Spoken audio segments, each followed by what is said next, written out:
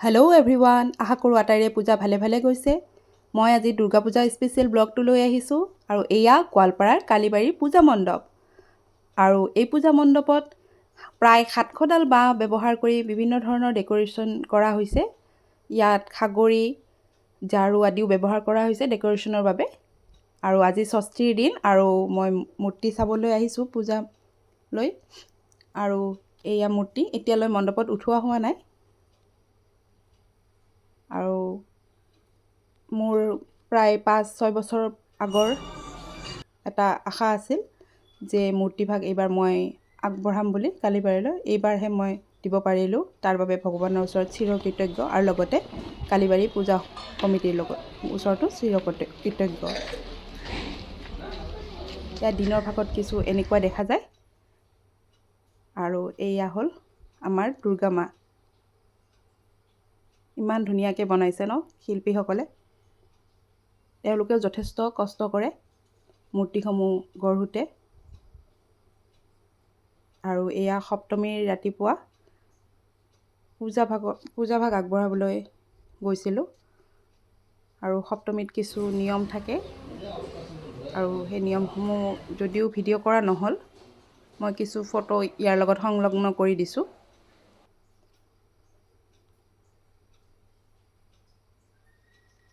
পূজাৰ নিয়মখিনি কৰোঁতে আমাৰ প্ৰায় 3মান বাজিছিল। আৰু মই ঘৰৰ পৰা কিছু ফুলো আনিছিলোঁ নিজৰ গছৰ, আৰু তুলসীও লৈ আহিছিলোঁ পদুম পাত এখিলাত। আৰু পূজাখিনি সম্পন্ন কৰাৰ পিছত আমি কিছু ফটোও উঠিছিলোঁ চিন হিচাপে সপ্তমীৰ দিনা। আৰু পূজাত আমি দুয়ো বহিছিলোঁ, মোৰ হাজবেণ্ড আৰু মই। আৰু মই পূজাত বহাৰ বাবে মোৰ বেষ্ট ফ্ৰেণ্ড ৰিংকিও আহিছিলে। আৰু মোৰ বেষ্ট ফ্ৰেণ্ড তৃষ্ণা যিহেতু চলন্তাপাৰাত থাকে, তাই অষ্টমীৰ দিনাহে আহিব। আৰু এয়া চাওকচোন, মোৰ ভাতিজী ধানবী আৰু মোৰ ষ্টুডেণ্ট শ্ৰেয়া কেনেকৈ ফূৰ্তি কৰি আছে পূজাৰ দিনা। আমিও এনেকৈ সৰুতে খেলিছিলোঁ এই কালীবাৰীতে, দেখি নষ্টালজিক হৈ গৈছিলোঁ। এই দিনবোৰ আৰু ঘূৰাই পোৱা হ'লে কিমান ভাল লাগিলে হয়। তাৰপিছত মা, পেহী আৰু ভাতিজীৰ লগত কিছু ফটো উঠিলোঁ। মা আৰু পেহীক ফটো উঠালে ৰিংকিয়ে। আৰু এয়া অষ্টমীৰ পুৱা আমি অঞ্জলি দিবলৈ আহিছিলোঁ। আৰু কি ধুনীয়া পৰিৱেশ, পাৰাৰ আটাইবোৰ মানুহ আহিছিলে পূজা দিবলৈ। কিমান যে ভাল লাগে আটাইকে একেলগে দেখি। সকলোকে লগ পাইছোঁ, বৰ ভাল লাগিছে। আৰু এয়া মই গেটত উঠিছোঁ আৰু লগতে ধানীৰ লগত একপি ফটো উঠিছোঁ বহুত কষ্ট কৰি। আৰু এয়া ৰিংকি আৰু লগতে সুমন, আমি একেলগে অঞ্জলি দিলোঁ, বহুত ভাল লাগিল। তাৰপিছত দুপৰীয়া তৃষ্ণা আহি পালে আৰু তৃষ্ণাৰ লগত আবেলি 5টা বজাত সন্ধি পূজাৰ বাবে চাকি জ্বলাইছিলোঁ। মই প্ৰায় প্ৰতি বছৰে 108 গুছি চাকি জ্বলাওঁ মানকচুৰ পাতত। এয়া মই প্ৰায় প্ৰতি বছৰে কৰোঁ, 5-6 বছৰমান হ'ল চাগে মই কৰা। আৰু এয়া তৃষ্ণা আৰু মই চাকি জ্বলোৱাৰ পিছত কিছু নিয়ম কৰি আছিলোঁ। আৰু ভণ্টি পেহীয়ে মনে মনে ভিডিঅ' কৰি ৰাখিছিল আৰু একপি ফটো উঠাই ৰাখিছিল। থেংক ইউ ভণ্টি পেহী তাৰ বাবে। আৰু এয়া তৃষ্ণা আৰু মই ফটো উঠিছোঁ, এইখন সেয়া কৰা ফটোখন। আৰু এয়া হ'ল নৱমীৰ পুৱা। আৰু নৱমীৰ পুৱা মই নিজে বনোৱা কাপোৰ সাজ পিন্ধি পূজালৈ ওলালোঁ। আৰু এইবাৰ আমি তিনিওজনী একেলগে ফটো উঠিলোঁ আৰু বহুত আড্ডা মাৰিলোঁ। আৰু এয়া বৌ আৰু মোৰ ভাতিজী দুজনীৰ লগত। আৰু লগতে চন্দন খুৰা আহিছিল প্ৰায় 20 বছৰৰ মূৰত পূজা চাবলৈ বুলি। আৰু সেই ভাবিলোঁ সময়খিনি ধৰি ৰাখোঁ। এয়া ধণ্টি খুৰা, চন্দন খুৰা আৰু ভাই বোৱাৰী, ভণ্টি পেহী আৰু কাকলি পেহী, গোটেই সময়খিনি সাঁচি ৰাখিবলৈ মই ভিডিঅ' বনালোঁ আৰু কিছু ফটো ৰাখিলোঁ। এয়া চাওকচোন, চক বজাৰ পূজা মণ্ডপ ইমান ধুনীয়াকৈ বনাইছে, ইমান ধুনীয়াকৈ জাপিটো বনাইছে। লগতে ঢোল পেঁপা, মানে বিৰাটেই ধুনীয়া লগা কৰিছে। আৰু ইয়াৰ পিছত গোটেই পাৰাখনৰ কষ্ট আৰু এজন মানুহৰ সৃষ্টিশীলতাই প্ৰকাশ পাইছে। আৰু তেওঁ হ'ল পবিত্ৰ দাস খুৰা, ভাইটি খুৰা। আৰু চাওক নাচনীসকলেও ধুনীয়াকৈ বিহুৰ সাজ পিন্ধি ওলাইছে।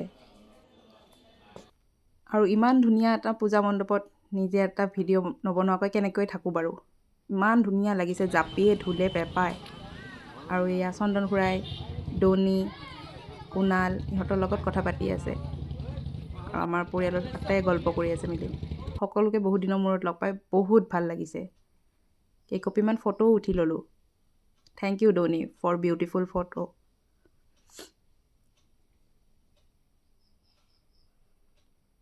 ইমান ধুনীয়া লাগিছে তাতে গৈ বহি কথা পাতি। গোটেই ফেমিলি ফটো উঠিলোঁ। সঁচাই এইবাৰ যে মানে বেষ্ট হৈছে এইখন আটাইবাৰতকৈ। আৰু মানুহজনৰ লগতো এক কপি উঠিলোঁ।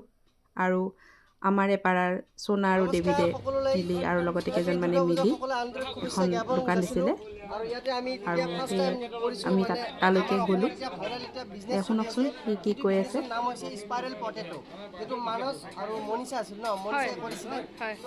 যদিও বয়সত সৰু তথাপিও ইহঁতৰ পৰা শিকিবলগীয়া বহু কথাই থাকে আমাৰ। হেপী দুৰ্গা পূজা সকলোকে। হেপী দুৰ্গা পূজা। নমস্কাৰ। আপোনালোকে সকলোৱে সাপোৰ্ট কৰিব বাইদেউজনী যোনে ব্লগ বনাই আছে। প্লিজ আপোনালোকে সকলোৱে ভাল সাপোৰ্ট কৰিব কামবোৰ আৰু কৰি আপোনালোকৰ যাওক, সাপোৰ্টৰ কাৰণে তাকেই শুভকামনা আগলৈ যাব থাকিল পাৰিম। আৰু সিহঁতলৈও। আপোনালোকে যদি সাপোৰ্ট নকৰে তেতিয়া আমি আগলৈ সদায় যাবলৈ সিহঁতৰ সম্ভৱ লগত নহয়। আছোঁ তো আৰু আপোনালোকে এনজয় থাকিম। কৰক। দুৰ্গা মা কি জয়।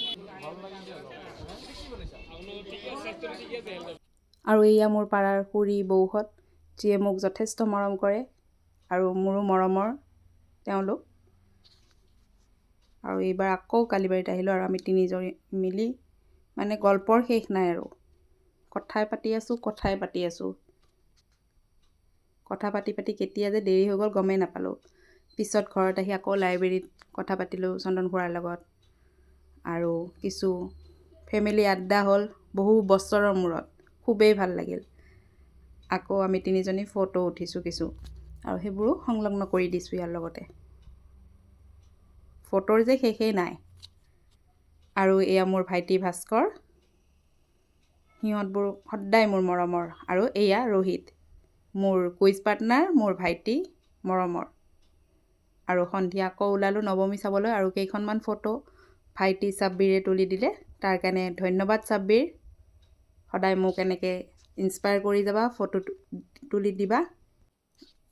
আৰু সন্ধিয়া আমি এনেকৈ ফটো উঠি ওলালোঁ পূজা চাবলৈ। এয়া আমাৰ নেপালী মন্দিৰৰ পূজা, আমাৰ পাড়াৰ পূজা। কি ধুনীয়া বনাইছে চাওকচোন। মানে ছেকেণ্ডত ৰং বদলিছে। চাইলে মানে চায়ে থাকিবলৈ মন, ইমান ধুনীয়া হৈছে। কিন্তু ফটো উঠিবলৈ নাপালোঁ ভালকৈ, ইমানেই ভিৰ হৈছিল। ৰাতি 11টালৈ ভিৰ। আৰু এয়া হৰিসভা মন্দিৰ। এইখন পূজা সদায় স্পেচিয়েল কাৰণ আমাৰ স্কুলৰ ওচৰতে। আৰু এইখন হ'ল গৰীব সমিতি। আকৌ চক বজাৰত আহিলোঁ সন্ধিয়া। ভিৰ চাওক না, ফটো এখন ভালকৈ উঠিব নোৱাৰিলোঁ, ইমানেই ভিৰ। আৰু সৌৱা দূৰত দেখা পাইছিলোঁ ভাইটি খুৰা। আৰু কিছু কথা পাতিবলৈ চেষ্টা কৰিছিলোঁ, যাৰ আইডিয়াত বনোৱা হয় এই মণ্ডপৰ পূজা। আৰু কালিবাৰীত গৈ কিছু ফটো উঠিলোঁ আমি দুয়োজন।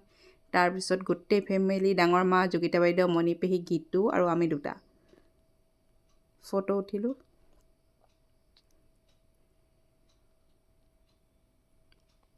সদায় স্মৰণীয় হৈ ৰ'ব এই সময়খিনি, এইবাৰৰ পূজাটো।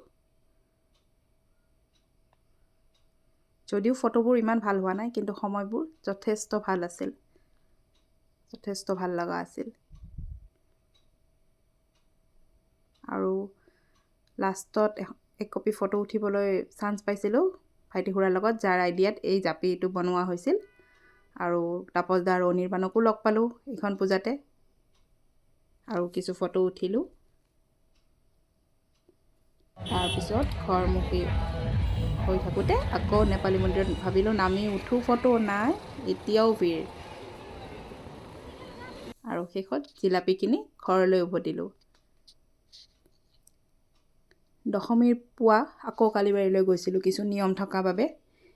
সেৱা কৰি সেৱা আগবঢ়াই যথেষ্ট আৱেগিকো হৈছিলোঁ। আৰু মোৰ লগতে তৃষ্ণাও গৈছিল, আমি দুয়ো একেলগে সেৱা জনাইছিলোঁ। সঁচাই এনেকৈ মই দশমীৰ দিনা কেতিয়াও আৱেগিক হোৱা নাছিলোঁ, এইবাৰেই প্ৰথম। আৰু ৰিংকী আৰু ৰিংকীৰ ভাই বোৱাৰী জুমকিৰ লগত, য়োগৰ লগত ফটো উঠিলোঁ। তাৰপিছত দশমী আকৌ নিয়ম আমি কিছু কৰিলোঁ, যিখিনি প্ৰতি বছৰে কৰোঁ। মোৰ লগতে ৰিংকীৰ মাক খুৰীও নিয়ম কৰি আছিল, একেলগে উঠি আমি দুয়ো। পূজা পাৰ্বণ হ'লে এয়ে ভাল লাগে, আটাইকে একেলগে লগ পাওঁ, সময় কটাব পাৰোঁ, নহ'লে ব্যস্ততাত নোৱাৰোৱে। তাৰপিছত আমি ইজনীক সেন্দুৰ সানি দিছিলোঁ, ৰিংকি, তৃষ্ণা আৰু মই, আৰু লগতে কিছু ধেমালিও কৰিছিলোঁ। খুবেই ভাল লগা সময়। আৰু এয়া দলিখুৰীয়েও মোক ৰং সানি দিছে।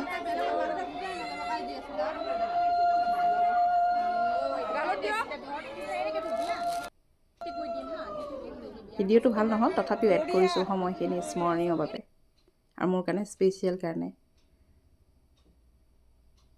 আৰু এয়া তৃষ্ণাকো ৰং সানি দিলোঁ আৰু আমি তিনিজনী ৰং সানি ফটো উঠিলোঁ। আগতেও উঠিছিলোঁ, এতিয়া কিন্তু আমাৰ জীৱনত আৰু 3জন মানুহ আছে। এয়া জয়ন্ত দা, তৃষ্ণাৰ হাজবেণ্ড, আৰু এইটো ভিডিঅ'ত ৰিংকিৰ হাজবেণ্ড নাই বাৰু, পিছলৈ দেখুৱাবলৈ চেষ্টা কৰিম। আৰু লগতে মোৰ মানুহজন আৰু আমি তিনিজনী উঠিলোঁ। শেষত আমি দুয়ো আকৌ দশমীৰ দিনা ফটো উঠিলোঁ কালিবাৰীৰ সন্মুখত। আৰু এই ভিডিঅ'টো মোক ৰোহিতে দিছে আৰু ভিডিঅ'টো ইমানেই ধুনীয়া হৈছিল, লগতে মোক যথেষ্ট আৱেগিকো কৰিছিল এই ভিডিঅ'টোৱে, কাৰণ মই এইবাৰ দশমী চাবলৈ সাহস কৰা নাছিলোঁ। মই যথেষ্ট আৱেগিক হৈ আছিলোঁ এইবাৰ দশমীত, খুবেই বেয়া লাগিছিল। অন্যবাৰো বেয়া লাগে, কিন্তু এইবাৰ অকণমান বেছিকৈয়ে লাগিছিল।